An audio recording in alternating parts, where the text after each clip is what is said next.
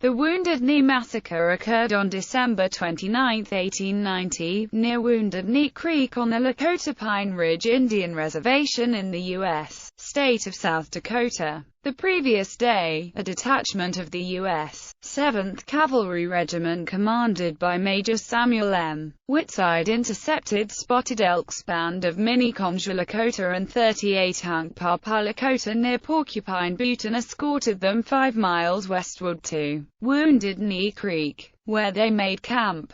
The remainder of the 7th Cavalry Regiment, led by Colonel James W. Forsyth, arrived and surrounded the encampment. The regiment was supported by a battery of 4 Oshkosh mountain guns. On the morning of December 29, the troops went into the camp to disarm the Lakota. One version of events claims that during the process of disarming the Lakota, a deaf tribesman named Black Coyote was reluctant to give up his rifle, claiming he had paid a lot for it. A scuffle over the rifle escalated, and a shot was fired which resulted in the 7th Cavalry opening fire indiscriminately from all sides, killing men, women, and children, as well as some of their fellow soldiers. The Lakota warriors who still had weapons began shooting back at the attacking soldiers, who quickly suppressed the Lakota fire. The surviving Lakota fled, but cavalrymen pursued and killed many who were unarmed. By the time it was over, more than 200 men, women, and children of the Lakota had been killed and 51 were wounded. Some estimates place the number of dead at 300. 25 soldiers also died, and 39 were wounded. At least 20 soldiers were awarded the Medal of Honor. In 2001, the National Congress of American Indians passed 2 resolutions condemning the awards and called on the U.S. government to rescind them. The site of the battlefield has been designated a National Historic Landmark. Prelude. In the years leading up to the conflict, the U.S. government had continued to seize Lakota lands. The once large bison herds had been hunted to near extinction by European settlers. Treaty promises to protect reservation lands from encroachment by settlers and gold miners were not implemented as agreed. As a result, there was unrest on the reservations. During this time, news spread among the reservations of a Paiute prophet named Wovoka, founder of the ghost dance religion. He had a vision that the Christian Messiah, Jesus Christ, had returned to Earth in the form of a Native American. According to Wovoka, the Messiah would raise all the Native American believers above the earth. During this time, the white man would disappear from native lands. The ancestors would lead them to good hunting grounds. The buffalo herds and all the other animals would return in abundance, and the ghosts of their ancestors would return to Earth, hence the word ghost in ghost dance. They would then return to Earth to live in peace. All this would be brought about by performance of the slow and solemn ghost dance, performed as a shuffle in silence to a slow, single drum beat. Unlike the dance depicted in the drawing above intended to inflame Eastern readers, Lakota ambassadors to Wovoka, Kicking Bear and Short Bull taught the Lakota that while performing the ghost dance, they would wear special ghost dance shirts as seen by Black Elk in a vision. Kicking Bear said the shirts had the power to repel bullets. American settlers were alarmed by the sight of the many Great Basin and Plains tribes performing the ghost dance, worried that it might be a prelude to armed attack. Among them was the U.S. Indian agent at the Standing Rock Agency where Chief Sitting Bull lived. United States officials decided to take some of the chiefs into custody in order to quell what they called the Messiah craze. The military first hoped to have Buffalo Bill, a friend of Sitting Bull, aid in the plan, to reduce the chance of violence. Standing Rock agent James McLaughlin overrode the military and sent the Indian police to arrest Sitting Bull. On December 15, 1890, 40 Indian policemen arrived at Sitting Bull's house to arrest him. Crowds gathered in protest, and the first shot was fired when Sitting Bull tried to pull away from his captors. killing the officer who had been holding him. Additional shots were fired, resulting in the deaths of Sitting Bull, 8 of his supporters, and 6 policemen. After Sitting Bull's death, 200 members of his Čhaŋkpé band, fearful of reprisals, fled Standing Rock to join Chief Spotted Elk and his Mini-Konju band at the Cheyenne River Indian Reservation. Spotted Elk and his band, along with 38 Čhaŋkpé, left the Cheyenne River Reservation on December 23 to journey to the Pine Ridge Indian Reservation to seek shelter with Red Cloud. Former Pine Ridge Indian agent Valentine T. McGillicuddy was asked his opinion of the hostilities surrounding the Ghost Dance movement by General Leonard Wright Colby, commander of the Nebraska National Guard. As for the Ghost Dance, too much attention has been paid to it. It was only the symptom or surface indication of a deep-rooted, long-existing difficulty, as well treats the eruption of smallpox as the disease and ignore the constitutional disease, as regards disarming the Sioux. However desirable it may appear, I consider it neither advisable, nor practicable. I fear it will result as the theoretical enforcement of prohibition in Kansas, Iowa and Dakota. You will succeed in disarming and keeping disarmed the friendly Indians because you can, and you will not succeed with the mob element because you cannot. If I were again to be an Indian agent, and had my choice, I would take charge of 10,000 armed Sioux in preference to a like number of disarmed ones, and furthermore agree to handle that number, or the whole Sioux nation, without a white soldier. Respectfully, etc. V.T. McGillicuddy. P.S. I neglected to state that up to date there has been neither a Sioux outbreak or war. No citizen in Nebraska or Dakota has been killed, molested or can show the scratch of a pin, and no property has been destroyed off the reservation. Fight and ensuing massacre. After being called to the Pine Ridge Agency, Spotted Elk of the Mini-Konju Lakota Nation and 350 of his followers were making the slow trip to the agency on December 28, 1890, when they were met by a 7th Cavalry Detachment under Major Samuel M. Whitside southwest of Porcupine Butte. The troopers escorted the Indians about 5 miles westward to Wounded Knee Creek, where they told them to make camp.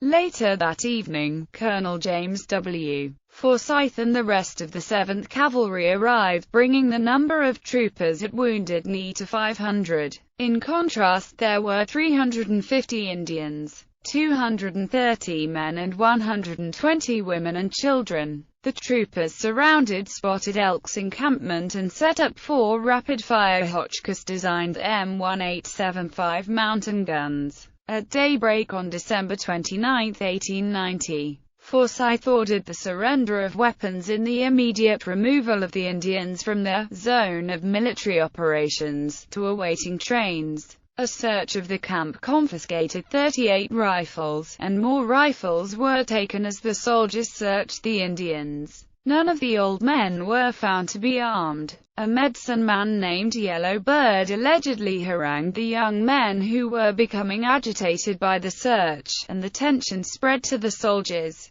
Specific details of what triggered the massacre are debated. According to some accounts, Yellow Bird began to perform the ghost dance, telling the Lakota that their ghost shirts were bulletproof. As tensions mounted, Black Coyote refused to give up his rifle. He was deaf and had not understood the order. Another Indian said, "Black Coyote is deaf." When the soldier persisted, he said, "Stop. He cannot hear your orders." At that moment, 2 soldiers seized Black Coyote from behind, and in the struggle, his rifle discharged. At the same moment, Yellow Bird threw some dust into the air, and approximately 5 young Lakota men with concealed weapons threw aside their blankets and fired their rifles at Troop K of the 7th.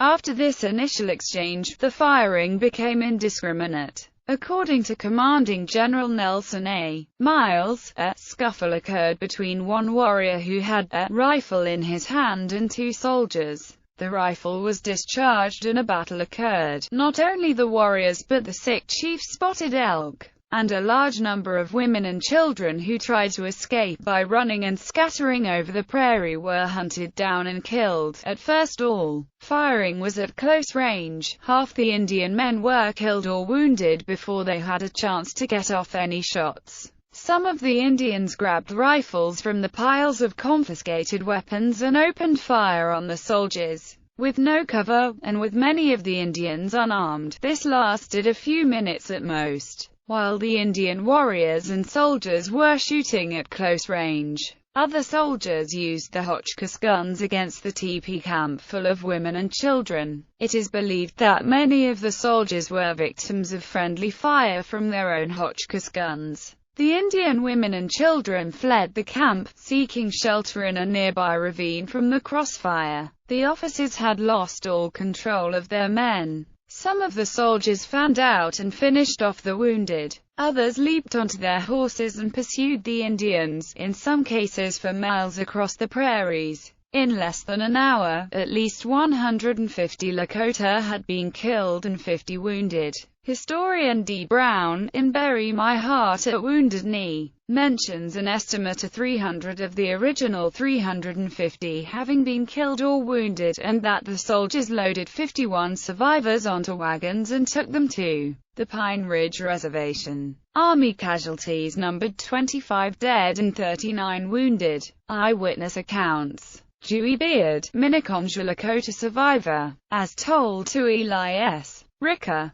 Then, many Indians broke into the ravine. Some ran up the ravine into favorable positions for defense. Black Elk, Medicine Man, Ogallala Lakota. I did not know then how much was ended. When I look back now from this high hill of my old age, I can still see the butchered women and children lying heaped and scattered all along the Crooked Gulch as plain as when I saw them with eyes young. And I can see that something else died there in the bloody mud, and was buried in the blizzard. A people's dream died there. It was a beautiful dream. The nation's hope is broken and scattered. There is no center any longer, and the sacred tree is dead. American Horse Chief, Ogallala Lakota. There was a woman with an infant in her arms who was killed as she almost touched the flag of truce. A mother was shot down with her infant. The child, not knowing that its mother was dead, was still nursing. The women, as they were fleeing with their babies, were killed together, shot right through. And after most all of them had been killed, a cry was made that all those who were not killed or wounded should come forth and they would be safe. Little boys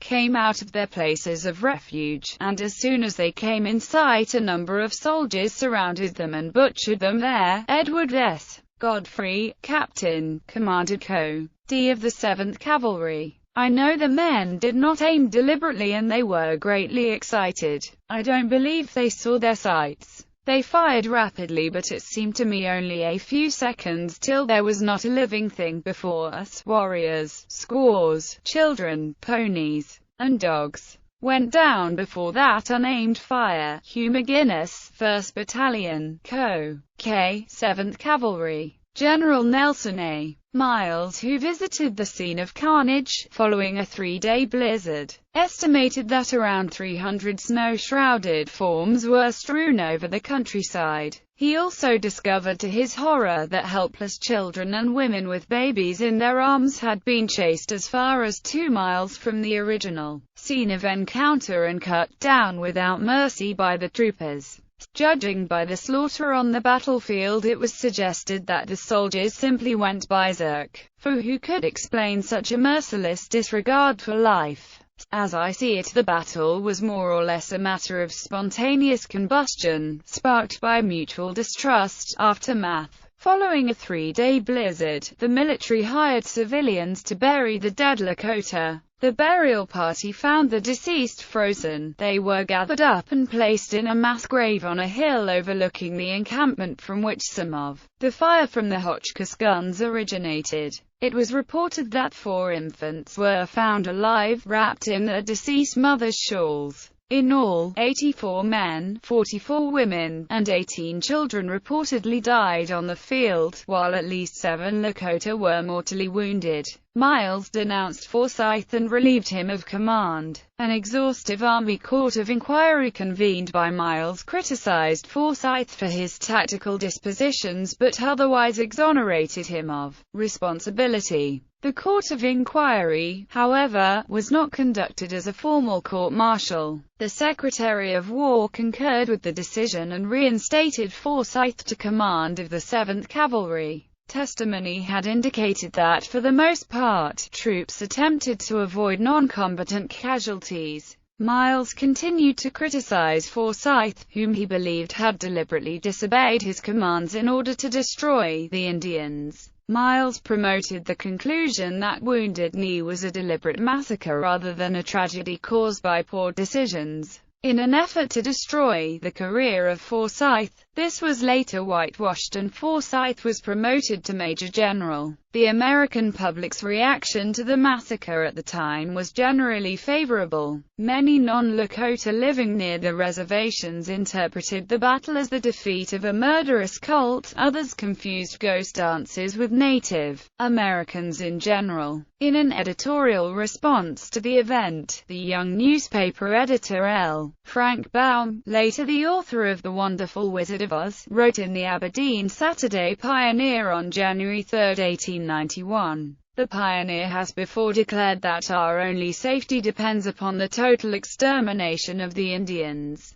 Having wronged them for centuries, we had better, in order to protect our civilization, follow it up by one more wrong and wipe these untamed and untamable creatures from the face of the earth. In this lies future safety for our settlers and the soldiers who are under incompetent commands. Otherwise, we may expect future years to be as full of trouble with the Redskins as those have been in the past. Soon after the event, Dewey Beard, his brother Joseph Horncloud, and others formed the Wounded Knee Survivors Association, which came to include descendants. They sought compensation from the U.S. government for the many fatalities and injured. Today the association is independent and works to preserve and protect the historic site from exploitation, and to administer any memorial erected there. Papers of the association and related materials are held by the University of South Dakota and are available for research. It was not until the 1990s that a memorial to the Lakota was included in the National Historic Landmark.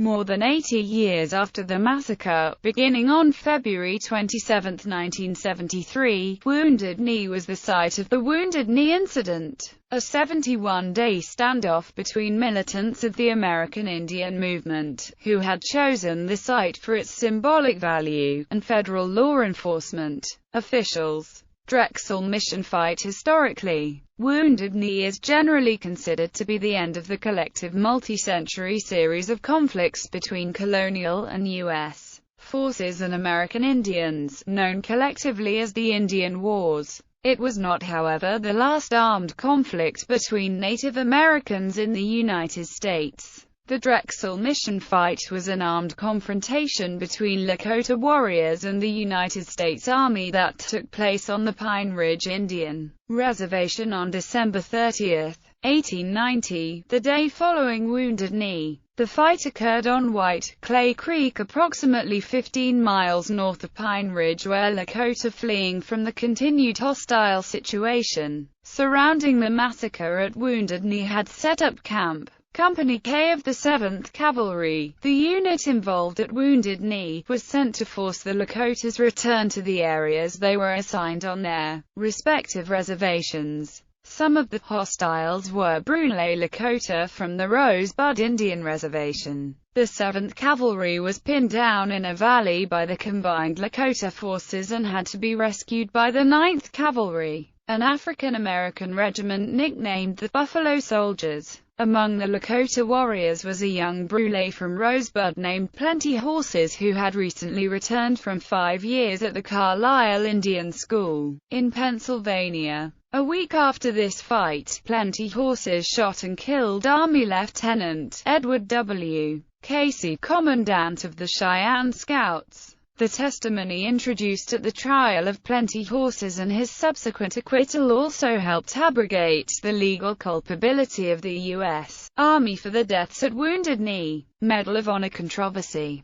For this 1890 offensive, the Army awarded 20 Medals of Honor, its highest commendation. Recently, in the governmental Nebraska State Historical Society's summer 1994 quarterly journal, Jerry Green construes that pre-1916 Medals of Honor were awarded more liberally. However, the number of medals does seem disproportionate when compared to those awarded for other battles, quantifying. He compares the 3 awarded for the Battle of Bear Paw Mountain's 5-day siege, to the 20 awarded for this short and one-sided action. Historian Will G. Robinson notes that, in contrast, only 3 Medals of Honor were awarded among the 64,000 South Dakotans who fought for 4 years of World War II. Native American activists have urged the medals be withdrawn, as they say they were medals of dishonor. According to Lakota tribesman William Thunderhawk, the Medal of Honor is meant to reward soldiers who act heroically. But at Wounded Knee, they didn't show heroism, they showed cruelty. In 2001, the National Congress of American Indians passed 2 resolutions condemning the Medals of Honor awards and called on the U.S. government to rescind them. Some of the citations on the medals awarded to the troopers at Wounded Knee state that they went in pursuit of Lakota who were trying to escape or hide.